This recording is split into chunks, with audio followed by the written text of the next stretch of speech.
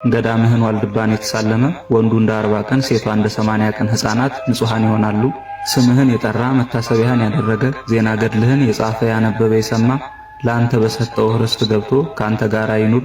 ስጋህ በተቀበረበት የገድልህ መጽሐፍ በተነበበበት ስምህ በተጠራበት መታሰቢያ በተደረገበት በዚያ ፈውስና ድህነት ይቅርታና ምሕረት ይሁን።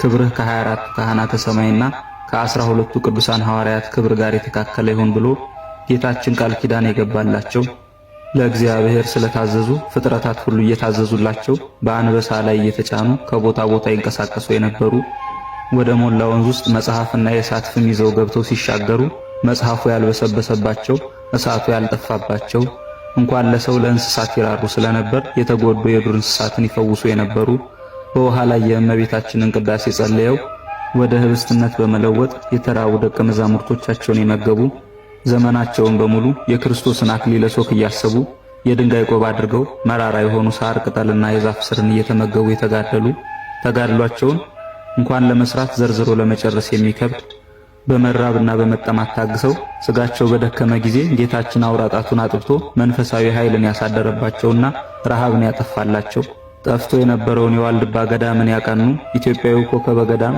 መነኮስ ኃያል አቡነ ሳሙኤል ዘዋልድባ ዛሬ መስከረም 6 ቀን ፍልሰተ ስጋቸው የተደረገበት ዓመታዊ መታሰቢያ በዓላቸው ነው። ለእግዚአብሔር ምስጋና ይሁን። እኛንም በጻድቁ በአቡነ ሳሙኤል ዘዋልድባ ጸሎት ይማረን ይቆየን።